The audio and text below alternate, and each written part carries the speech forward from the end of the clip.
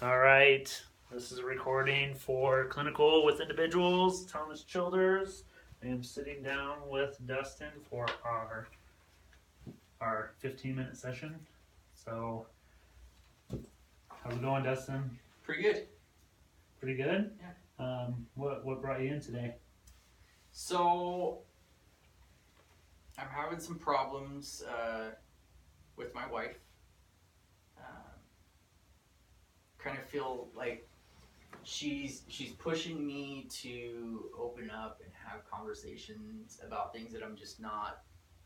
I don't know if I'm not ready or just not comfortable having with her. So you're not quite ready to open up and have conversations with your wife at this time? Yeah, I mean, I it's not that we don't ever talk. Mhm. It's just that she knows that I've kind of been struggling with some things, and I'm not the type of person that really likes to talk about my feelings. So I need to kind of really sort through it on my own and know where I'm at with something before I'm ready to talk about it. And she's just constantly pushing and pushing and pushing. What's going on? Why don't you talk to me? What did I do wrong? And she's kind of more personalizing it, rather than just letting me do what I need to do to get through this process. So what I'm hearing you say is that your wife's kind of pushing for that open dialogue, that communication, but you need that time to think it through and kind of work through it yourself before you can kind of open up. Yeah, I feel like, the big part of it is like really looking at what are my emotions about the situations that are going on, because I don't know. I don't know what that is, and I don't know what's driving it a lot of times, and so feel like I need to sort it out on my own, because she has so much stuff on her plate. Like, I don't feel like I don't want to burden her with my stuff. She's got enough on her own, and I part of me feels guilty for not sharing it with her, but part of me feels guilty about if I would share it with her, that she's carrying that extra stress too. So I feel like I'm in a situation where it's kind of a no-win situation for me right now. So you would, I guess you would like to figure it out on your own before opening it up, and what would that look like? For me, I think the big part is like just identifying what that underlying emotion is. What's driving that situation. Um, right now, I'm struggling with a lot of anxiety and a lot of stress, and so kind of coming to terms with, okay, what's at the core of this? Where's this anxiety coming from? So that I can actually even verbalize it to her. It's been what's difficult, because I don't know what it is. So if I don't know what it is, how can I tell her or have a conversation about it? But she interprets that completely different. By me not talking, I'm withdrawing, I'm pulling back, and she feels like she's done something wrong, or that I'm mad at her about something, which isn't the case. And even when I tell her, you didn't do anything wrong, this is my stuff, and I don't know what it is, but I don't really feel comfortable talking about it right now either. It's caused a lot of conflict for us. Yeah. So it sounds like you've had that conversation with your wife about needing the time to really kind of work through it on your own before you can verbalize. Like, you need to understand what it is for you before you can help really talk to her about it. Right. What other have you taken any other steps kind of to come to that self realization, or to kind of figure out what's going on?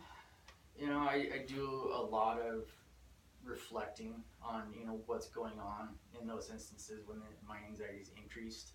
Um, kind of paying attention to what my days looked like that day. Maybe there's things at work that have been a little bit more stressful.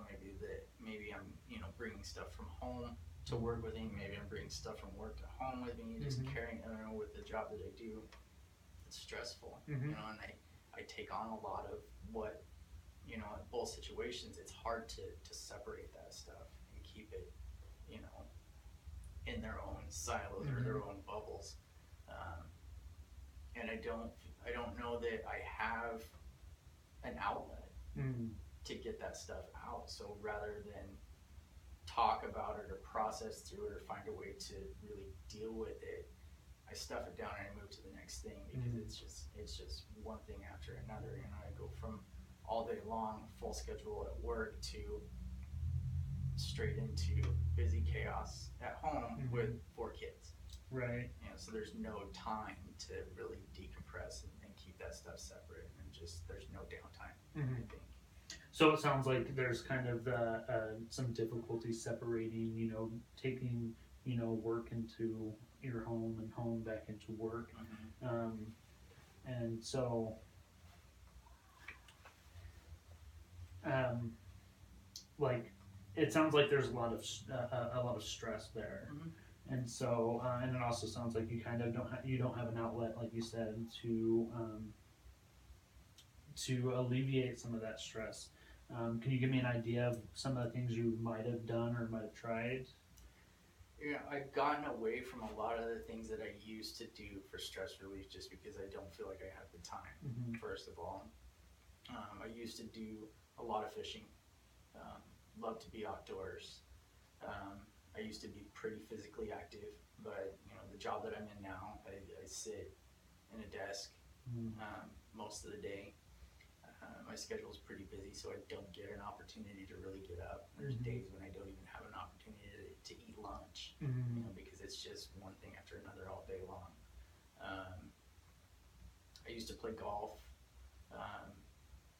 you know, and I've gotten away from a lot of that stuff just because I don't have the time. But then when I do have the time to do some of that stuff, I feel guilty that I'm not being productive, or I'm not, you know, checking off those things on the honey-do list that have been sitting there for so stinking long. So I just don't do it anymore. You know, I'm constantly go. Right. So it sounds like there's some guilt tied with the self-care that you used to do. What would it look like, you know, to do the self-care now, like outside of the guilt, if you had time to do it for yourself? You know, it would probably be helpful, you know, but part of me doesn't feel like I have any right to bitch and complain, because my wife is in the same boat. Right? She has a very stressful job. She shares those responsibilities at home with me, and she doesn't get that time for her either. And so part of what I've been trying, you know, kicking around here lately is finding time or finding an activity that we can share together, that's self-care, kind of, and giving us the opportunity to reconnect, because we're so busy we don't get time together, and we definitely don't get time that we can actually just sit down and enjoy each other's company in some type of a leisure activity. But I think that we've been in this pattern for so long, neither one of us really know what we like to do anymore. Right. We don't know who we are or what we enjoy anymore, and our lives have really evolved over the last few years. So really trying to find something that you guys enjoy doing together, but the difficulty of doing that because your guys' lives have changed so much. Yeah. It's hard and it's frustrating. You know, there's a lot of things that I would like to do that I know she doesn't enjoy. She tolerates it, you know, and there's a lot of things too that she enjoys that I'll do with her that maybe I don't really necessarily like, but I'll do them because it's stuff that she enjoys. But we both know that neither one of us is getting, you know, in that situation. Like if we're doing something she likes to do, she knows that I'm not enjoying it. She knows that I'd rather be doing other things, and it goes the other way too. You know, so that for me, looking at it, you know, that's the potential for building resent, you know, and causing more problems. So we avoid some of that stuff, you know. I think it's really important that we have something that we share together, but we need to have our own individual things too that we do. But it's just taking that time to do it, you know, I guess making it a priority. So what would making it a priority look like?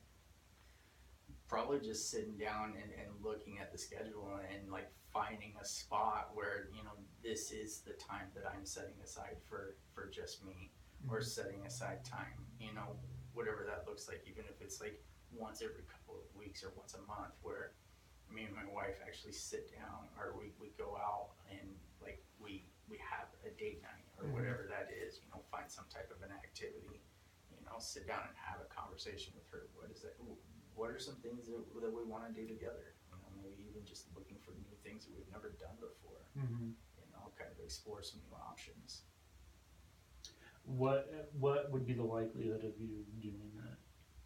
Right now, I mean, it's kind of difficult to say. I mean, I would like to say that, yeah, absolutely, I'm going to go home and I'm going to talk to her about it Mhm. right now. Um, but it's hard because walking into the house, like, I don't know what I'm walking into. I mean, Mhm. we've got 4 kids. Yeah. You know, I could walk in and everybody's great and doing their thing, and you know, we could sit down and have that conversation. Mhm. Or I could walk into absolute chaos and kids swinging from the rafters. It's Yeah. just, it's kind of the nature of having kids, I think. Mhm.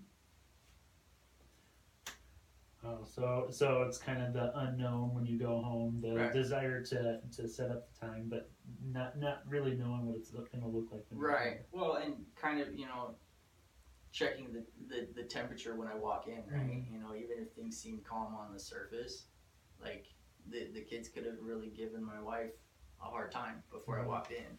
You know, so there may be something there that needs to be addressed before we can have that conversation. I guess, you know, the hard part for me is that by the time we get through our day, we go through our routine, we get the kids to bed, Mhm. we're both so physically exhausted that it's really hard to sit and have these types of conversations Mhm. about concerns or emotions or feelings or whatever it is that late at night, because we're exhausted on every level. Mhm. So just being completely drained from the day, both of Mm-hmm. you work. It sounds like you both work really hard, and Yeah. big family, coming home, spending time with your family, and then by the end of the day, you're just drained. Mm-hmm. Mm-hmm. Yeah, we're lucky if both of us can stay awake for more than about 15 minutes in front of Mhm. the TV after we get the kids all to bed, Mhm. you know, and then we're up and at it early the next day, you know. It's a rough cycle. Yeah, it sounds like it's pretty rough. So I kind of want to get back a little bit. We were talking about kind of you exploring your own emotions, what's Mm-hmm. kind of leading to that. If we can kind of step back to that Mm-hmm. and explore it a little bit. Um, just I would like to get an idea of we talked a little bit about like what you've done to kind of look at that, right? Mm-hmm. And so if you can just talk a little bit more. About identifying the emotions and stuff, and you know Mm-hmm. what's kind of driving that anxiety. Mm-hmm. I you When it comes down to it, I think that as far as my anxiety and everything else that I experience, I think it's the expectations that I put on situations before I go into it. And if anything deviates from that expectation, Mm-hmm. it stresses me out. And then I try to control the situation or manipulate the situation to get it to fit back into what I thought was supposed to happen. Mm-hmm. Um, so I think a lot of it comes down to control, and fear. I mean, a lot of it really comes down to fear. I Mm-hmm. think that that's the driving force a lot of times. You know, the fear of unknown, the Mm-hmm. fear of uncertainty, the fear of not knowing what an outcome is. Mm-hmm. I don't like to go into situations that I don't know Mm-hmm. what the outcome is going to be. Okay. So if I'm hearing you right, it's when you lose that control a little bit, or you have these expectations of what things will look like going into it, and then that loss of control or the potential and trying to stay on track is what's kind of driving this, fear, like Mm-hmm. you said. Mm-hmm. And so, what I mean, you mentioned a couple of things that fear would be like, the unknown, stuff like that. Like, what about the unknown would causes the fear? It's just the uncertainty. I Mm-hmm. think. I mean, I've had a lot of things, you know, in my past, you know, I